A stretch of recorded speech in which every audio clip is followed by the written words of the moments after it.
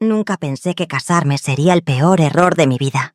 Me casé con un hombre 12 años menor que yo, lleno de promesas y miradas que me hacían sentir joven otra vez. Pero en la primera noche, descubrí algo que cambió todo para siempre. Y lo más terrible no fue lo que vi, sino quién estaba detrás de todo.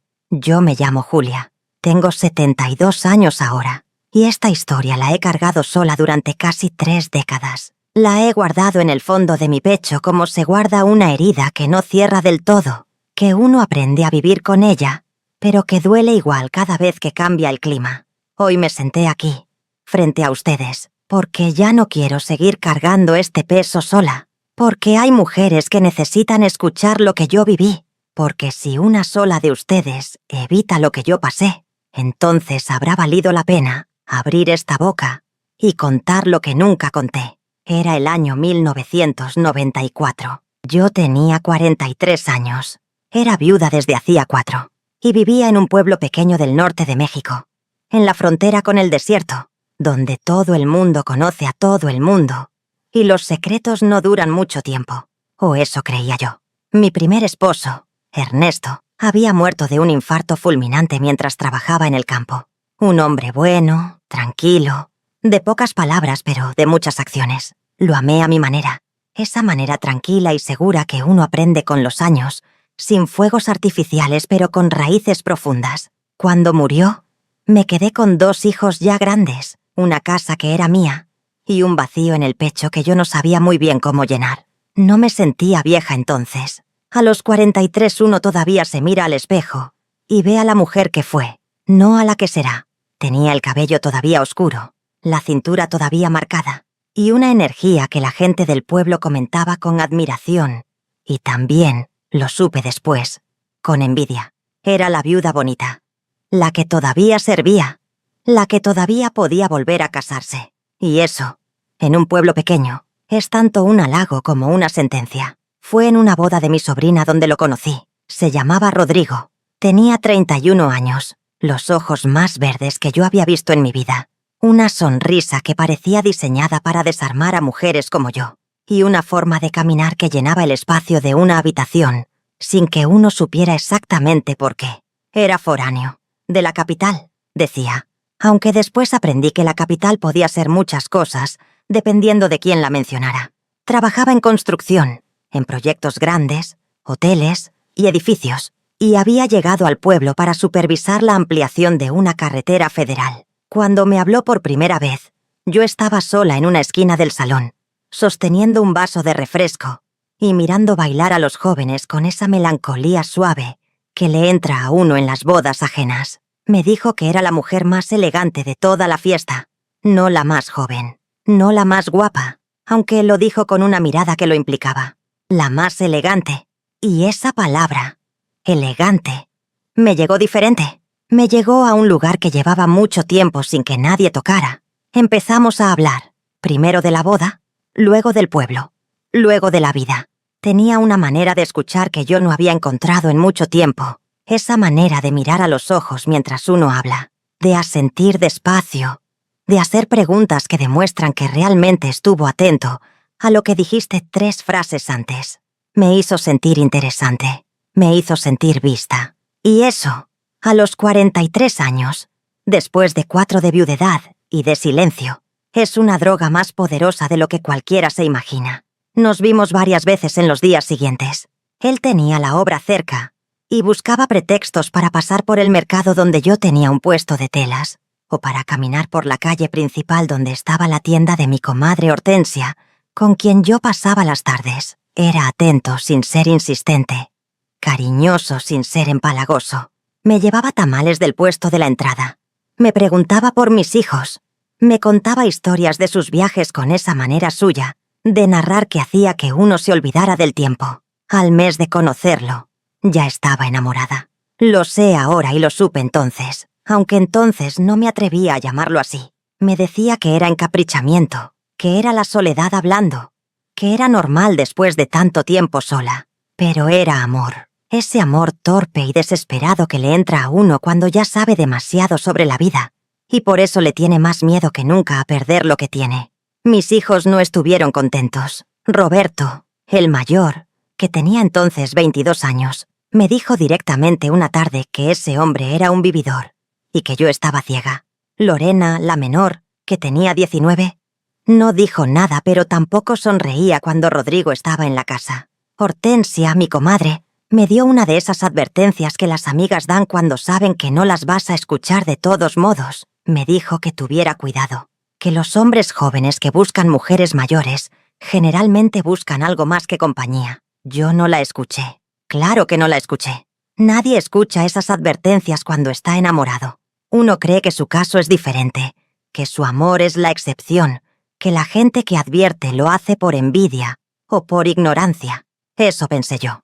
Y eso fue lo primero de muchos errores. Rodrigo me propuso matrimonio a los 6 meses. Fue en el jardín de mi casa, al atardecer, con el cielo encendido de naranja y rojo como suelen ponerse los cielos del norte en octubre. Me tomó las manos, me miró a los ojos con esos ojos verdes que me habían desarmado desde el principio y me dijo que quería pasar el resto de su vida conmigo, que yo era la mujer más completa que había conocido, que con mujeres jóvenes todo era superficialidad y capricho, pero conmigo había encontrado a alguien con quien de verdad podía construir algo. Lloré. Claro que lloré. Dije que sí. Claro que dije que sí. Y esa misma noche, mientras él dormía en el sillón de la sala porque yo no lo había dejado quedarse en mi cuarto, yo estuve despierta mirando el techo y pensando que quizás Dios me estaba dando una segunda oportunidad, que quizás el amor verdadero podía llegar 2 veces, que quizás yo merecía esto. La boda fue sencilla, porque así la quisimos los dos. Rodrigo dijo que no le gustaban los eventos grandes, que prefería algo íntimo y familiar. Eso me pareció una señal de sencillez y madurez. Ahora entiendo que era una señal de algo completamente diferente. Nos casamos en el registro civil un martes de noviembre, con mis 2 hijos presentes y cara larga, con mi comadre Hortensia que me abrazó muy fuerte antes de la ceremonia y me susurró al oído que si algún día necesitaba algo, ahí estaría, y con 3 conocidos de Rodrigo que habían llegado desde la capital la noche anterior y que yo apenas conocía de nombre. No hubo luna de miel. Rodrigo dijo que la pospondríamos para cuando terminara la obra, que ya estaba en la fase final y que en 2 semanas tendría tiempo libre para llevarme a algún lugar bonito. Yo acepté. Era razonable. Era lógico. Era una mujer adulta que entendía las circunstancias prácticas de la vida. Esa primera noche nos quedamos en mi casa que ahora también era la suya. Yo había preparado todo con cuidado. Había cambiado las sábanas por unas nuevas que compré especialmente. Había puesto flores en el cuarto. Había cocinado su platillo favorito para la cena. Estaba nerviosa como una quinceañera. Y eso me daba vergüenza y ternura al mismo tiempo. 43 años, 2 hijos adultos, casi 2 décadas de matrimonio con otro hombre. Y ahí estaba yo, temblando en mi propia cocina, mientras esperaba que mi nuevo esposo llegara del baño. Cenamos, brindamos con vino que Roberto había dejado en la alacena desde no sé cuándo. Hablamos poco, con esa calidad de silencio que a veces es más íntimo que cualquier conversación. Rodrigo estaba diferente esa noche, más callado de lo habitual, más en sus pensamientos. Yo lo atribuí a los nervios. Yo también tenía nervios. Era normal. Cuando nos fuimos al cuarto, yo apagué la luz principal y dejé encendida la lámpara de noche, esa luz suave y anaranjada que hace que todo parezca más amable. Me estaba quitando los aretes frente al espejo del tocador cuando escuché que el teléfono de Rodrigo vibraba sobre la cama. 1 vez, 2 veces, 3 veces. Él estaba en el baño. Yo seguí quitándome los aretes.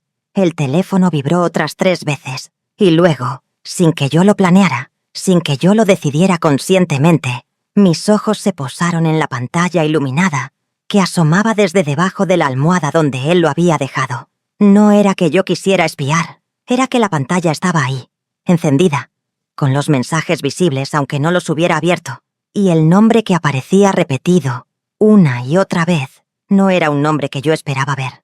No era un cliente, no era un colega de trabajo, era un nombre de mujer, un nombre que yo conocía, un nombre que me dejó sin aire como si alguien me hubiera metido el puño en el estómago. Vanessa.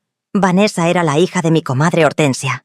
Tenía 26 años, era maestra de primaria. Era la ahijada de mi difunto esposo Ernesto.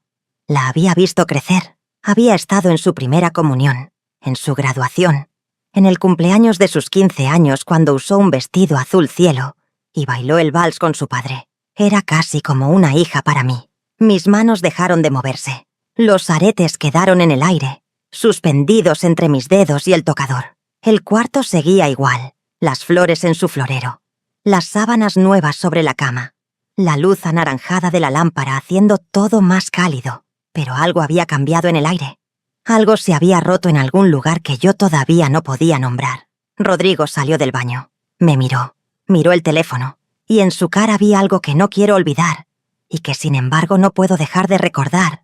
Vi culpa, no sorpresa, no inocencia, no la expresión de alguien al que acaban de agarrar en un malentendido. Vi culpa pura, directa, sin adornos. Levanté la vista del teléfono y lo miré a los ojos. Él no dijo nada, yo tampoco.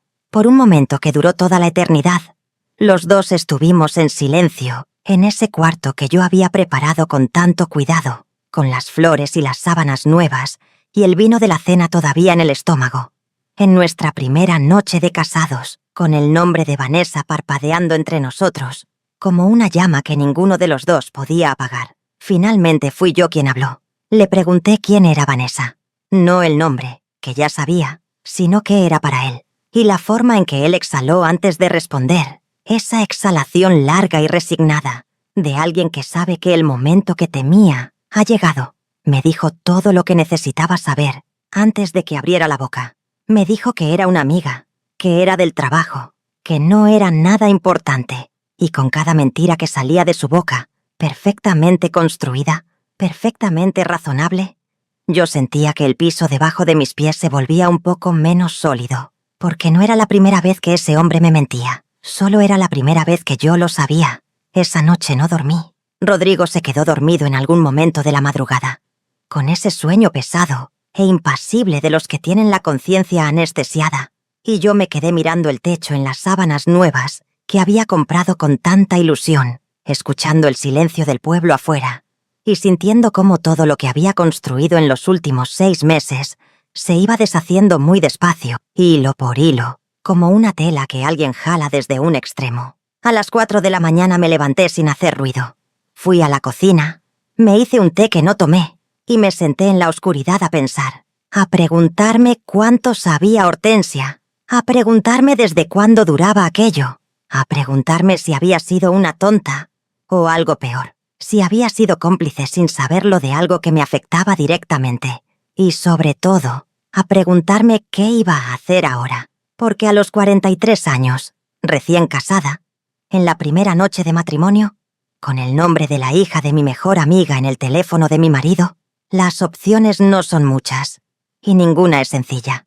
Los días siguientes fueron una actuación. Rodrigo actuó como si la noche anterior no hubiera pasado nada, como si yo no hubiera visto nada, como si el nombre de Vanessa en su teléfono fuera tan inocente como el nombre del tendero o del médico. Y yo, que durante 43 años había aprendido a guardar las cosas dentro, a procesar en silencio y actuar cuando el momento fuera el correcto, también actué. Sonreí en el desayuno. Preparé la comida. Le pregunté por la obra como si nada. Y mientras tanto, por debajo, como esas corrientes frías que hay en los ríos que parecen tranquilos, yo estaba moviendo piezas. Lo primero que hice fue hablar con Hortensia. No directamente, no todavía, sino de esa manera lateral y cautelosa con que las mujeres nos comunicamos cosas que no podemos decir de frente. La invité a tomar café. Le hablé de la boda, de cómo me había sentido, de lo nerviosa que había estado. La observé, la escuché, y en la manera en que ella respondía, en los pequeños silencios, en las palabras que elegía y las que evitaba, empecé a construir el mapa de lo que no sabía todavía. Hortensia no sabía nada. De eso me convencí después de 1 hora de conversación. Era una mujer honesta, transparente como el agua, incapaz de sostener una mentira grande más de 5 minutos. Si hubiera sabido que su hija y mi esposo tenían algo, yo lo habría visto. No lo vi.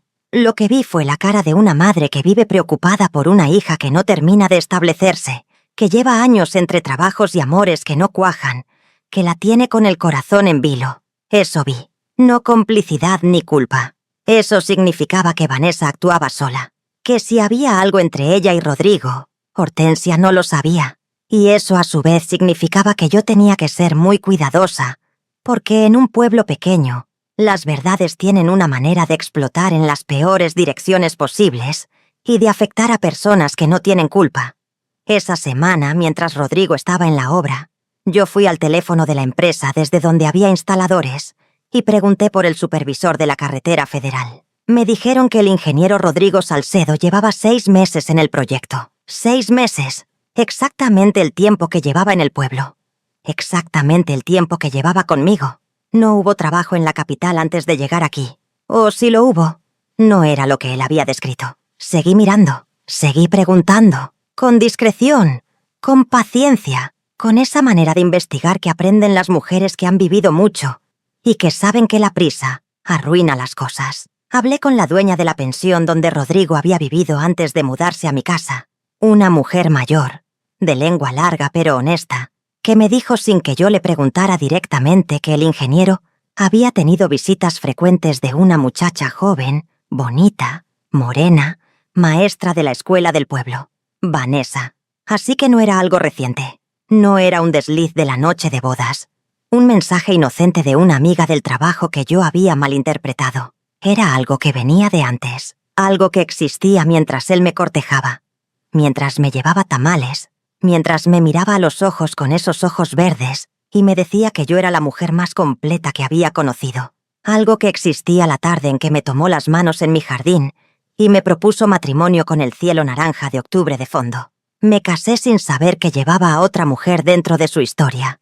Me casé sin saber que el hombre que me prometió construir algo conmigo ya estaba construyendo algo con otra. Me casé siendo la segunda, creyendo que era la primera. Y lo peor, lo que más me costó aceptar, fue que esa otra mujer era una niña que yo había querido como a una hija.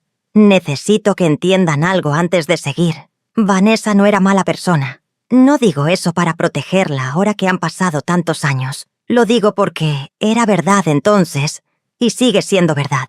Era una muchacha joven que se había enamorado de un hombre mayor, carismático y con labia, que le había prometido quién sabe qué cosas. Ella era víctima también, a su manera. La culpable no era ella.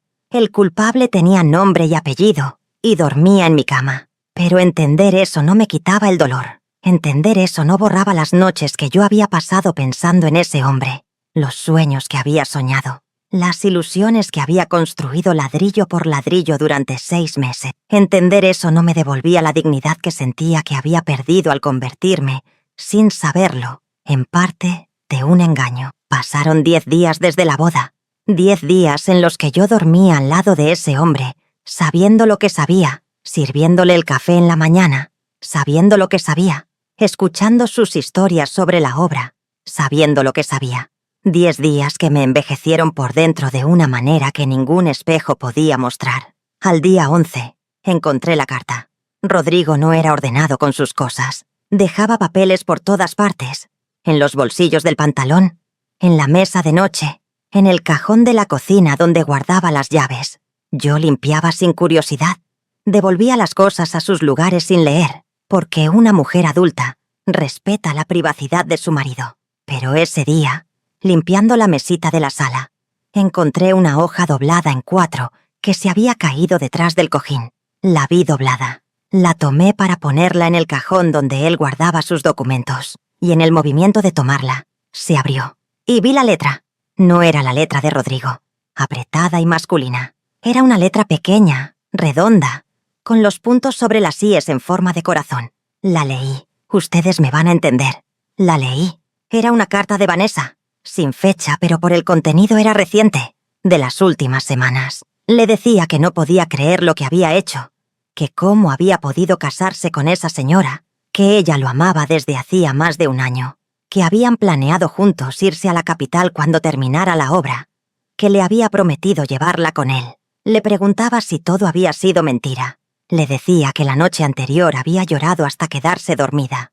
Le decía que si él la quería de verdad, que lo demostrara, que la buscara, que le explicara qué había pasado. Me quedé con la carta en las manos. El sol de la tarde entraba por la ventana de la sala, ese sol horizontal y polvoroso del norte, que lo pone todo dorado. Las flores que había puesto en el florero para la boda Ya estaban marchitas. Y yo estaba ahí, de pie, con una carta de amor de una muchacha que había crecido en mis brazos, escrita a un hombre que llevaba 10 días durmiendo en mi cama. Guardé la carta. La doblé exactamente como estaba y la puse en el cajón de mis cosas, no en el de él, porque esa carta ya no era solo de él. Esa carta era evidencia, y yo iba a necesitar evidencia. Esa noche, por primera vez desde la boda, dormí profundo y sin sueños. Ese sueño pesado que le entra al cuerpo cuando la mente finalmente ha tomado una decisión y puede descansar, porque yo había tomado una decisión. No lo iba a enfrentar todavía. No iba a gritar ni a llorar, ni a hacer escándalo. Iba a esperar. Iba a juntar todo lo que necesitaba juntar. Y luego, cuando el momento fuera el correcto, iba a actuar. La cosa es que en un pueblo pequeño, los secretos tienen piernas propias. Mientras yo recolectaba mi evidencia en silencio, el pueblo ya estaba hablando. No sé cómo empezó. Si fue alguien que los vio juntos antes de la boda. Si fue la dueña de la pensión que habló de más. Si fue alguna de las cartas que habían quedado en algún lugar equivocado. El caso es que a las 3 semanas de casada, mi comadre Hortensia apareció en mi puerta un martes a mediodía, con los ojos colorados de haber llorado, y me preguntó si podíamos hablar. Nos sentamos en la cocina. Ella no podía ni mirarme. Tenía las manos entrelazadas sobre la mesa, apretándose los dedos unos contra otros, como si buscara dónde agarrarse. Le hice café aunque sé que no lo quería, y me hice uno también, aunque yo tampoco lo quería, porque el café es la excusa que uno necesita para dar tiempo al tiempo, antes de que empiecen las palabras difíciles.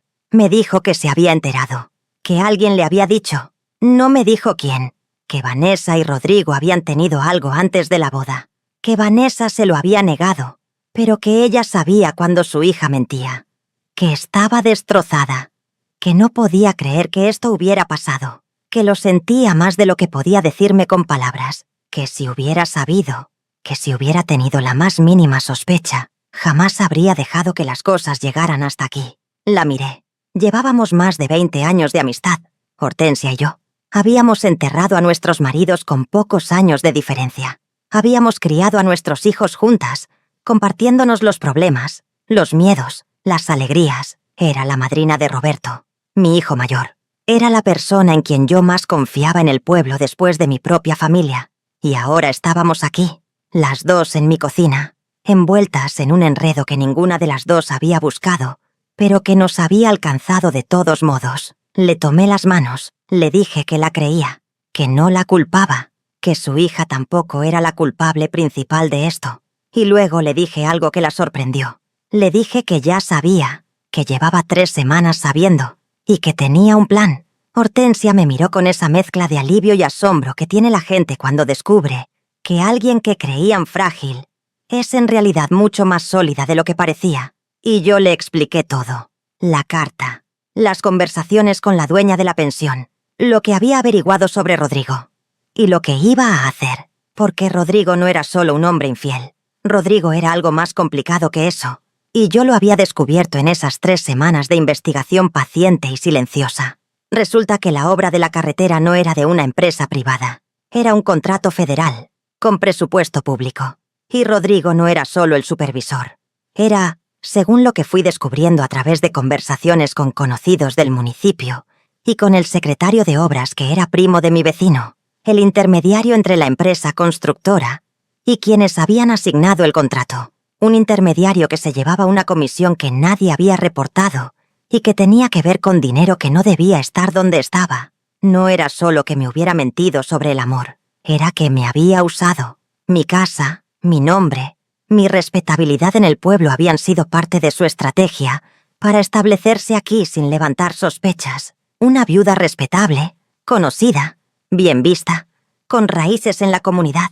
Era el disfraz perfecto para alguien que necesitaba parecer establecido mientras manejaba negocios que no soportaban la luz. Cuando entendí eso, algo en mí que todavía quedaba de dolor se convirtió en otra cosa. Ya no era herida.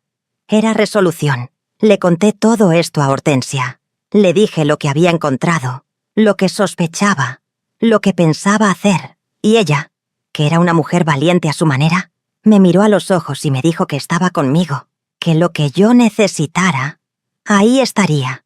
Lo que yo necesitaba era tiempo. 2 semanas más, para estar segura de todo lo que tenía, para documentar lo que podía documentar, para hablar con mi hijo Roberto, que trabajaba en el municipio y conocía a gente en la delegación estatal, para construir lo que tenía que construir antes de detonar lo que tenía que detonar. Esas 2 semanas fueron las más largas de mi vida. Seguir viviendo con ese hombre bajo mi techo, sabiendo lo que sabía, viendo cómo él seguía con su rutina de normalidad fingida, sus cafés de mañana, sus historias de la obra, sus miradas que ya no me engañaban pero que yo fingía que sí. Fue la actuación más difícil de mi vida.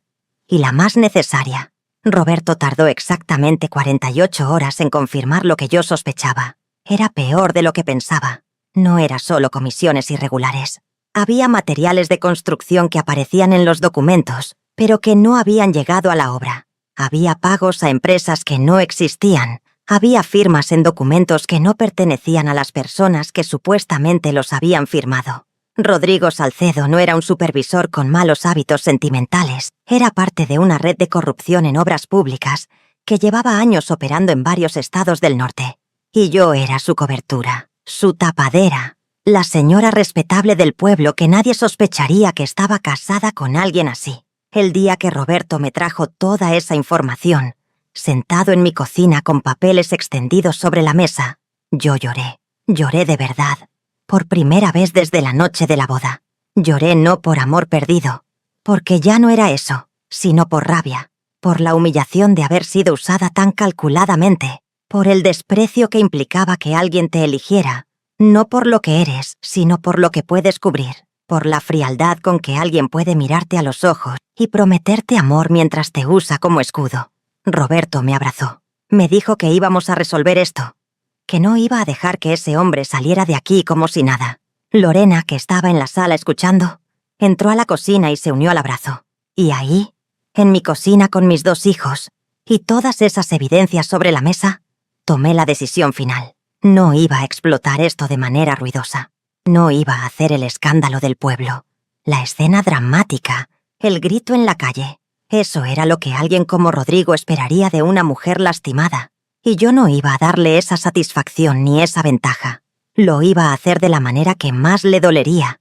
Ordenada, legal y sin darle tiempo de reaccionar. Hablé con un abogado, con el notario del pueblo, que era hombre de confianza y que llevaba décadas conociendo a mi familia. Le expliqué la situación. Me escuchó en silencio durante 1 hora, haciendo preguntas precisas, tomando notas. Al final me dijo que tenía varias opciones, que la anulación del matrimonio era viable dado que había mediado engaño desde el principio, y que en cuanto a lo otro, lo de la corrupción en las obras, eso ya era un asunto que debía llegar a otras instancias. Él hizo unas llamadas, yo hice las mías, y en menos de 1 semana teníamos todo listo.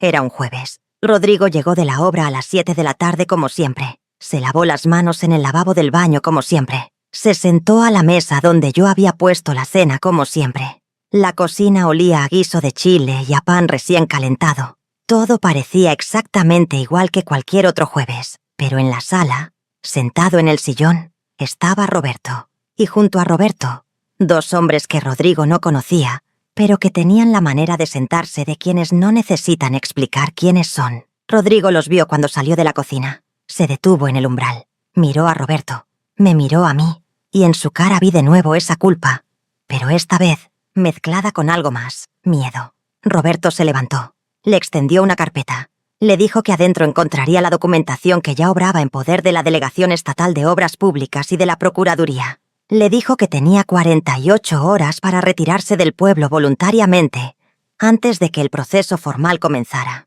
Le dijo que la solicitud de anulación del matrimonio ya estaba presentada y que su presencia en mi casa era, a partir de ese momento, condicionada solo a los trámites necesarios para completar ese proceso. Rodrigo no dijo nada.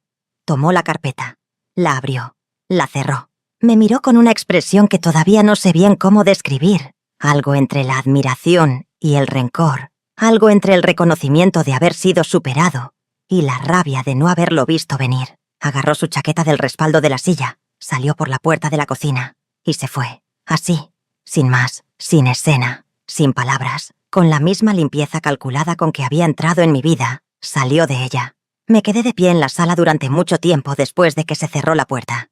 Roberto estaba a mi lado. Lorena había llegado mientras tanto, y estaba junto a la ventana. Los dos hombres que habían venido con mi hijo se fueron silenciosamente. El guiso en la cocina se estaba enfriando. El pan ya estaría duro. Y yo estaba parada en mi sala, en mi casa que volvía a ser solo mía, sintiendo algo que tardé unos minutos en identificar. No era alivio todavía. No era alegría. Era algo más parecido a lo que siente un hueso cuando vuelve a estar en su lugar después de haberse dislocado. Duele, pero es el dolor correcto.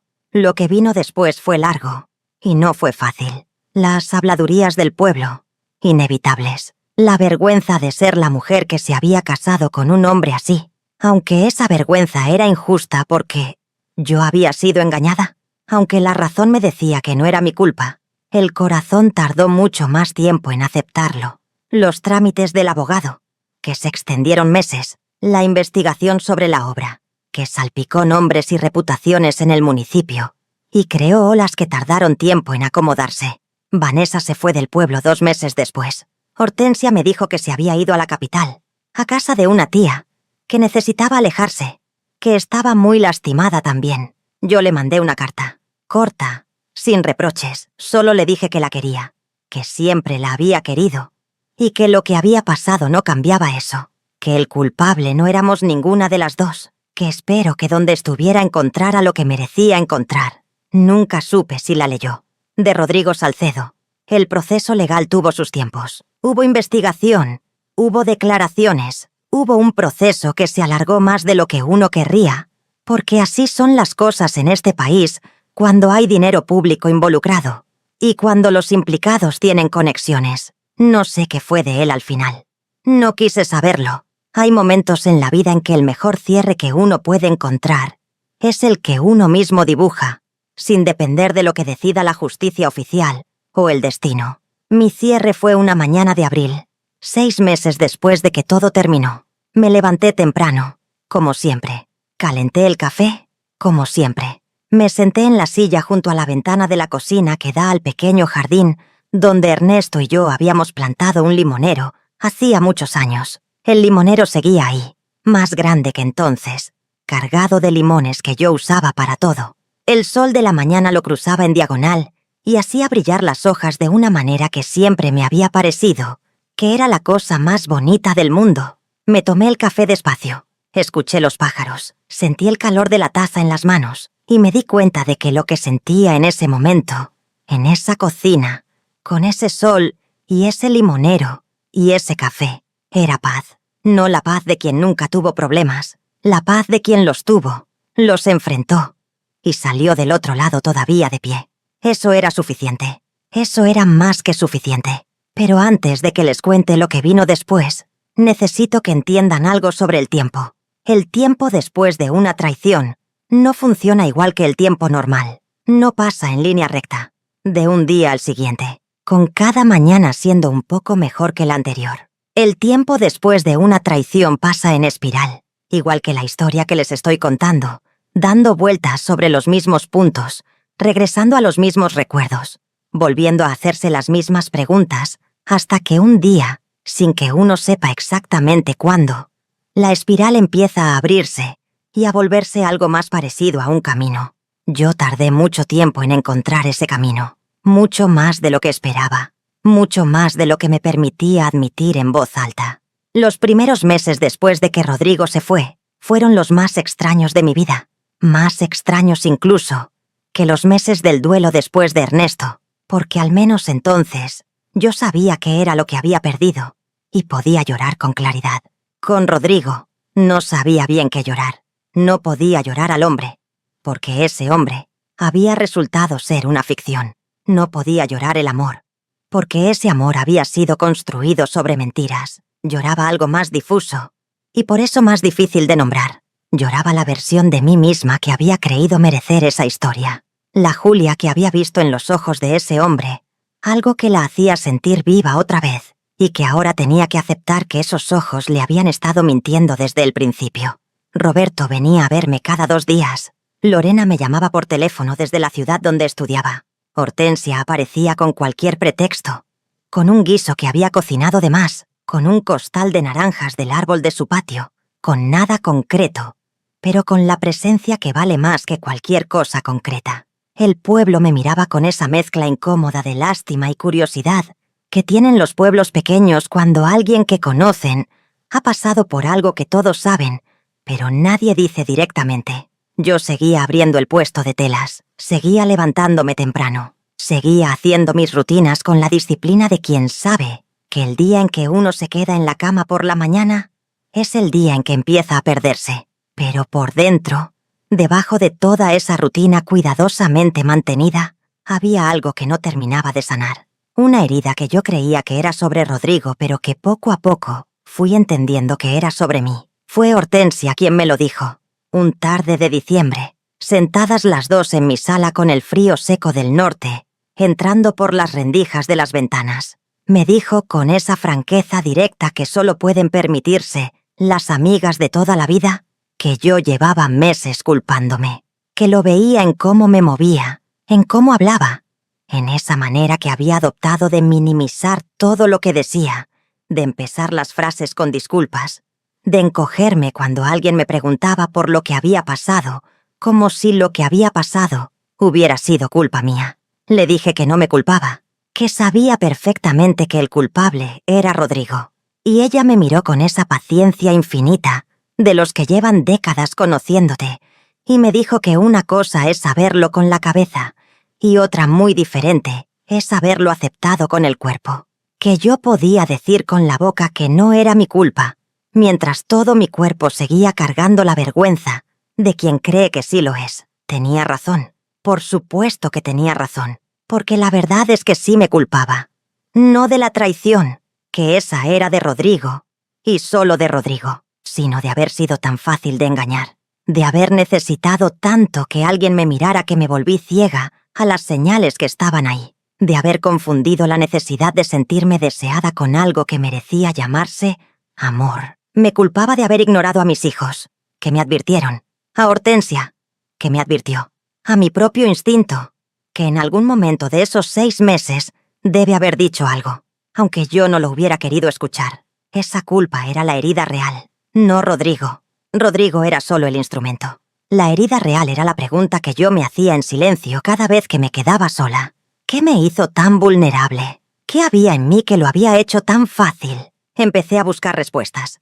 No con un psicólogo, porque en ese pueblo de ese año, eso no era algo que la gente hacía. O si lo hacía, no lo decía. Las respuestas las busqué de la manera en que las mujeres de mi generación buscábamos las cosas, hablando, con Hortensia, con mi hermana que vivía en otra ciudad y a quien llamé una tarde, y con quien estuve al teléfono más de 2 horas, llorando y riéndome, y recordando cosas de nuestra infancia que no habíamos hablado en décadas, con mi madre, que ya tenía 70 y tantos años, y que cuando le conté todo, en lugar de escandalizarse me tomó la mano y me dijo algo que cambió muchas cosas para mí. Me dijo que las mujeres de su generación habían aprendido desde chicas que el amor era la validación máxima, que si un hombre te quería, existías, que si no te quería nadie, eras menos, que esa enseñanza, absurda y cruel como era, se quedaba metida muy adentro, aunque uno creyera haberla superado,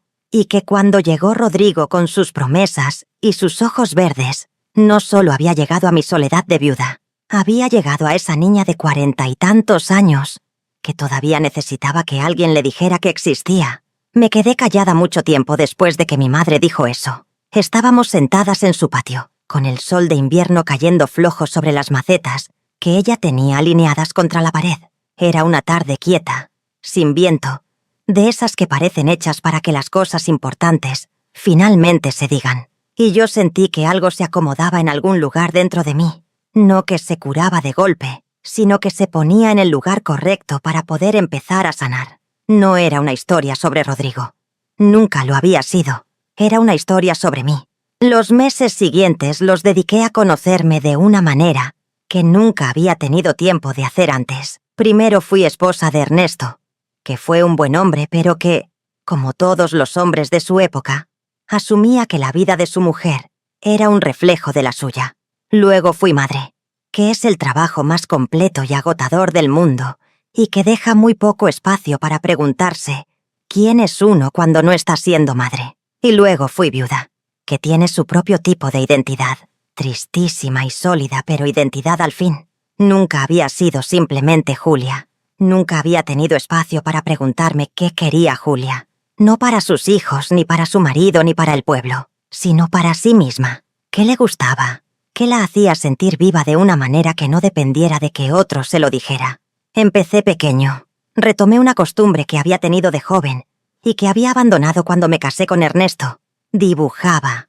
No bien, no con técnica, sino con ese placer despreocupado con que uno dibuja, cuando no tiene que demostrarle nada a nadie. Me compré un cuaderno y lápices de colores en la papelería del pueblo y empecé a dibujar por las tardes, después de cerrar el puesto, sentada en la mesa de la cocina con el radio encendido de fondo. Dibujaba cosas sin sentido, flores que no existían en la naturaleza, paisajes que inventaba, retratos torpes de personas que recordaba de distintas épocas de mi vida. Nadie sabía que lo hacía. Era solo mío. Y eso, la simple experiencia de tener algo que era completamente mío, me fue enseñando algo que no había aprendido en 43 años, que yo podía existir, sin que nadie me lo confirmara. Fue en la primavera de ese año, casi 10 meses después de que Rodrigo se había ido, cuando llegó la primera carta de Vanessa. Yo no la esperaba. Honestamente, con el tiempo había llegado a pensar que no iba a saber más de ella, que su partida al pueblo de la tía había sido el principio de una distancia permanente, que era quizás lo más sano para los dos, que algunas relaciones se rompen de maneras que no admiten reparación. La carta llegó un viernes. La reconocí por la letra. Esos puntos en forma de corazón sobre las íes que había visto en la carta que encontré detrás del cojín. La tomé con las manos que me temblaron un poco. No de miedo ni de rabia, sino de esa emoción sin nombre que le entra a uno cuando algo que creía cerrado vuelve a abrirse. Me la llevé a la sala. Me senté en el sillón donde Roberto había estado sentado la noche en que Rodrigo se fue. Y la leí. Era larga. 4 páginas de esa letra pequeña y redonda. Algunas líneas torcidas como pasan cuando uno escribe llorando. Me pedía perdón. No de manera genérica. No con esas disculpas vagas que no dicen nada. Me pedía perdón de manera específica, detallada, nombrado las cosas que había hecho y las que no había hecho, y entendiendo el daño de cada una. Me contaba cómo había empezado lo de Rodrigo, 1 año y medio antes de la boda, cuando él llegó al pueblo, y empezó a buscarla con la misma estrategia calculada con que después me buscaría a mí, aunque adaptada a ella, a sus 26 años, y a sus sueños de irse a la capital y conocer otra vida. Me contaba que él le había prometido llevarla con él cuando terminara la obra, que ella le había creído, que cuando se enteró de que se había casado conmigo, sintió que el suelo se abría debajo de sus pies, que durante un tiempo había estado tan perdida que no podía ni levantarse. Y luego me contaba algo que yo no sabía, que Rodrigo la había buscado después de que salió de mi casa, que había aparecido en la ciudad donde ella estaba viviendo con la tía, que le había dicho que lo del matrimonio había sido un error, que la quería a ella, que podían retomar los planes que habían tenido, y que ella, para su propio asombro y su propia vergüenza, había estado a punto de creerle otra vez. Me contaba que había sido la carta que yo le envié lo que la había detenido, esa carta corta que yo le había mandado meses antes, sin reproches, diciéndole que la quería, y que el culpable no éramos ninguna de las dos. Me decía que esa carta la había leído muchas veces, que había algo en el hecho de que yo, siendo quien más derecho tenía de estar furiosa con ella, hubiera elegido escribirle con cariño, que eso le había mostrado algo sobre el tipo de persona que era Rodrigo, sobre la diferencia entre alguien que te quiere de verdad y alguien que te usa, que esa carta le había dado la claridad para decirle que no, cuando él apareció buscándola. Al final de la carta me preguntaba si algún día podría perdonarla. No me pedía que lo dijera si no era verdad. Solo preguntaba si existía esa posibilidad. Doblé la carta. Me quedé sentada en el sillón un rato largo. Afuera el pueblo hacía sus ruidos de primavera. Los pájaros, los niños saliendo de la escuela, el camión del pan que pasaba a esa hora. La luz de la tarde entraba por la ventana y hacía un rectángulo dorado en el piso de la sala. Pensé en todo lo que habíamos vivido, Hortensia y yo, y nuestras familias, y el pueblo, y los enredos que ese hombre había dejado a su paso como quien siembra minas y luego se va. Pensé en la muchacha de 26 años que había estado a punto de volver a cometer el mismo error porque nadie le había enseñado todavía a reconocer a los hombres que te miran con ternura mientras te están usando. Pensé en mi madre diciéndome que el amor como validación es una trampa que le tendemos a las niñas desde que nacen, y pensé que si yo había aprendido algo en esos 10 meses, era que el perdón no es un regalo que le das al otro, es un regalo que te das a ti misma. Es soltar el peso de cargar con la rabia de otra persona, no porque esa persona lo merezca, sino porque tú mereces caminar sin ese peso. Le contesté esa misma tarde. Le dije que sí, que la perdonaba, que esperaba que ella también se perdonara a sí misma, que era la parte más difícil. Le dije que si alguna vez quería volver al pueblo, que su mamá la necesitaba, que las madres siempre necesitan a sus hijos aunque no siempre sepan decirlo. Le dije que la vida era larga y que había tiempo para construir cosas nuevas sobre los escombros de las viejas, que yo lo estaba aprendiendo también. Vanessa regresó al pueblo ese verano, no con fanfarria ni con escena, sino con esa discreción de quien sabe que vuelve a un lugar donde tiene que ganarse de nuevo lo que antes tenía. Hortensia me llamó el día que llegó, con la voz llena de ese alivio que solo tiene una madre cuando su hijo vuelve a casa. Yo fui a verlas esa tarde. Nos tomamos un café las 3 en la cocina de Hortensia, con poco de qué hablar pero con mucho de qué sentir, y eso fue suficiente para empezar. Con Vanessa reconstruimos algo diferente a lo que habíamos tenido antes, no la relación casi de madre e hija que yo creía que teníamos, porque esa había resultado ser más superficial de lo que pensábamos las dos. Construimos algo más honesto, más entre adultas, con conversaciones reales en lugar de afectos asumidos. Me contó cosas de su vida que yo nunca había sabido, aunque la conocía desde que era niña. Yo le conté cosas mías que no le habría contado a nadie. Fue una de esas amistades raras que nacen del dolor compartido, y que por eso tienen una solidez, que las que nacen de la alegría a veces no tienen. El proceso legal con Rodrigo tuvo sus tiempos, como les dije. Mi abogado me mantuvo informada, pero yo tomé la decisión de no seguirlo de cerca, de no alimentar la energía que me seguía atando a esa historia. Sé que hubo investigación formal, que el proceso de obras públicas reveló irregularidades en varios contratos del norte del país, que su nombre apareció en documentos oficiales. Si fue condenado, ¿con cuánto tiempo? Si cumplió la condena o no, eso no lo sé. No quise saber. Esa historia no era mía. Mi historia era otra. La anulación del matrimonio se completó a los 11 meses de la boda.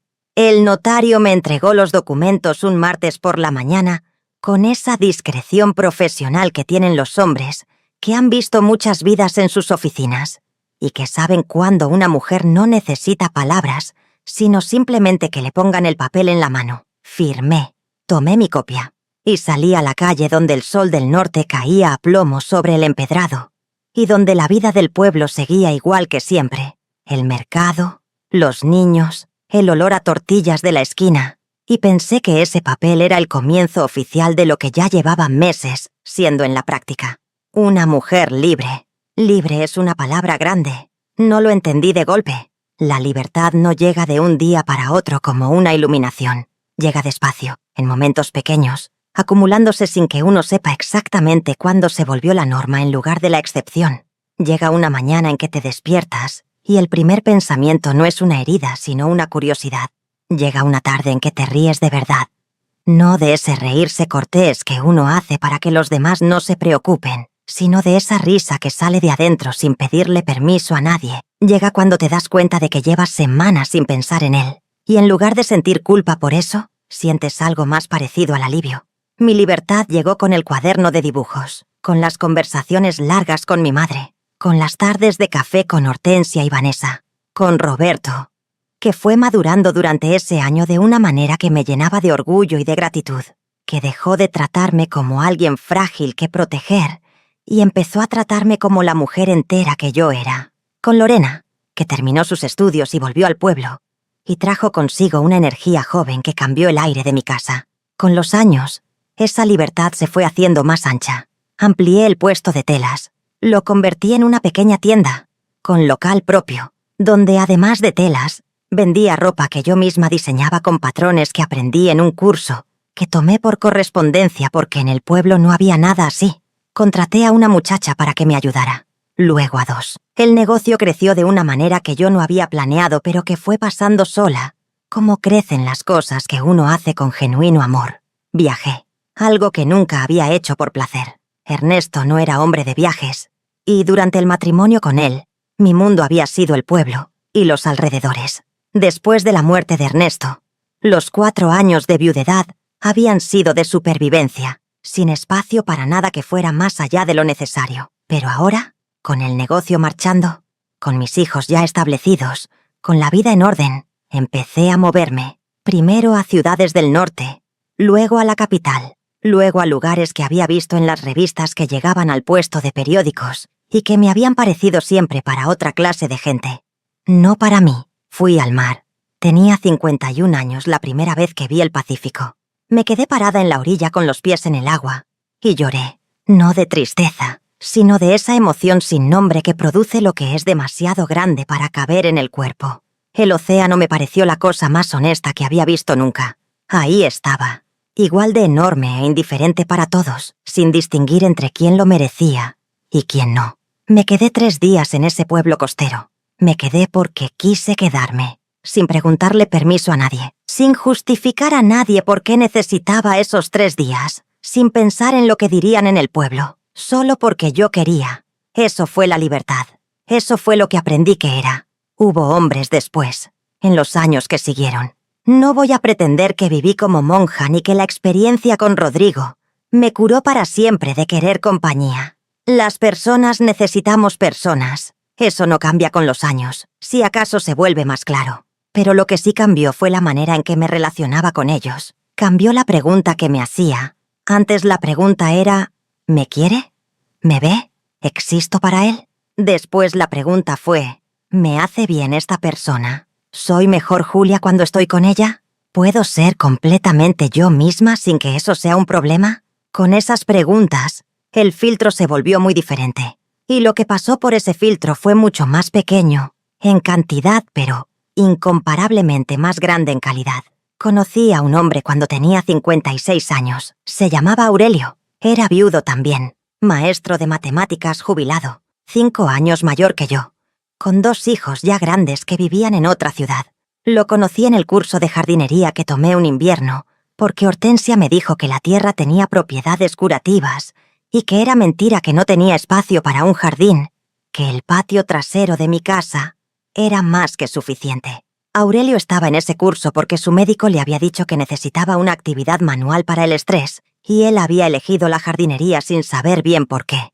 No fue un amor dramático. No hubo miradas que me quitaran el aliento, ni palabras que me llegaran a lugares olvidados. Fue algo mucho más tranquilo y mucho más sólido. Fue la sensación de que podía hablar con esa persona sin calcular lo que decía, de que podía estar en silencio con esa persona sin que el silencio fuera incómodo, de que cuando ese hombre me miraba, lo que veía en sus ojos no era lo que yo le servía de utilidad, sino lo que yo era. Salimos juntos casi 2 años antes de que ninguno de los dos mencionara nada más formal. Fue Aurelio quien lo mencionó primero, con esa manera directa y sin adornos que tenía para todo.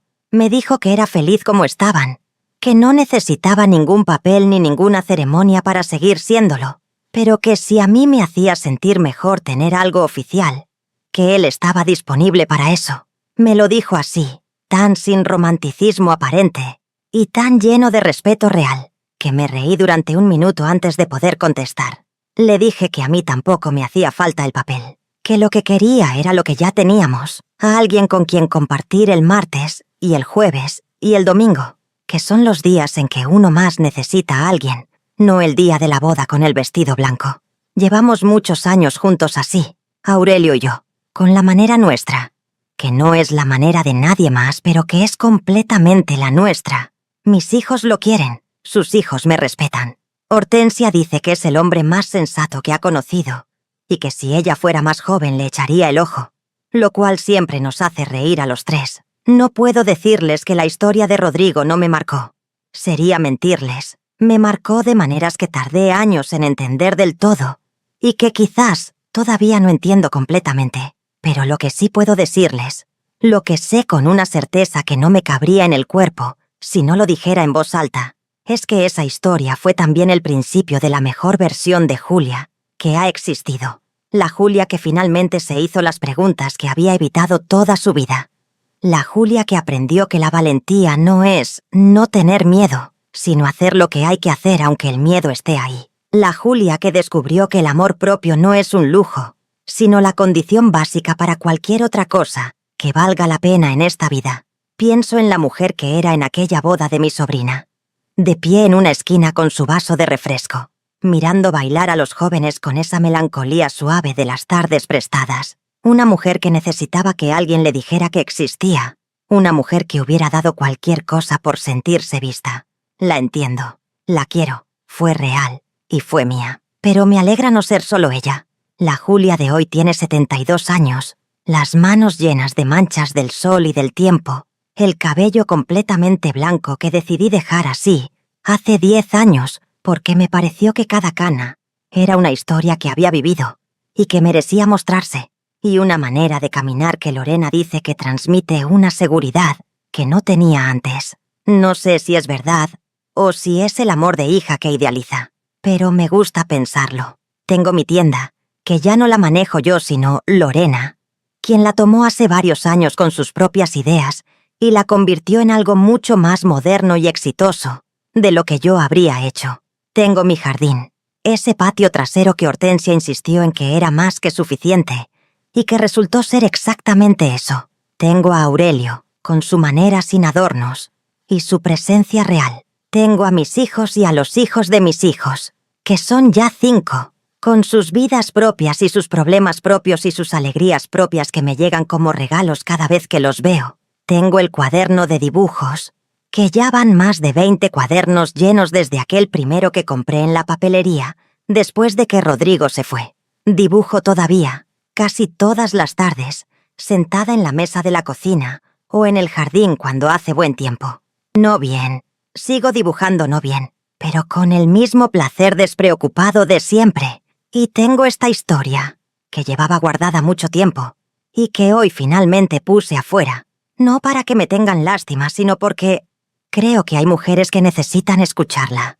Mujeres que están en la esquina de alguna fiesta con su vaso de refresco, sintiendo esa melancolía que viene de necesitar que alguien las vea. Mujeres que ya están en medio de algo que no termina de sentirse bien, pero que no saben cómo salirse. Mujeres que salieron del otro lado de algo difícil y que todavía están esperando permiso para creer que merecían salir. Para ustedes digo esto: el amor que más importa es el que se tienen a sí mismas. No lo digo como frase bonita. Lo digo como alguien que tardó casi 50 años en aprenderlo y que puede confirmar que es verdad. No hay hombre, ni joven ni mayor, ni de ojos verdes, ni de ningún otro color, que pueda darle a una mujer lo que ella no se ha dado primero a sí misma.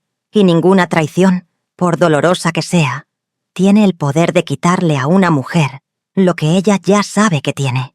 Yo lo supe tarde, pero lo supe, y eso, después de todo, es lo que cuenta. Me quedo con ustedes para lo que quieran preguntarme. Y les pregunto yo también, porque me da curiosidad genuina. ¿Ustedes habrían hecho lo que yo hice? ¿Habrían esperado? ¿Juntado las evidencias? ¿Actuado en frío? ¿O habrían explotado esa misma noche cuando vieron el nombre en el teléfono? Denme sus respuestas en los comentarios. Tiempo A, si habrían esperado como yo. Y tiempo B, si habrían confrontado de inmediato. Quiero leerlas a todas. Y si esta historia les sirvió de algo, de inspiración, de alerta, de compañía, en alguna tarde difícil, entonces ya valió la pena haberla contado. Gracias por quedarse hasta el final. Yo me llamo Julia, y esta fue mi verdad.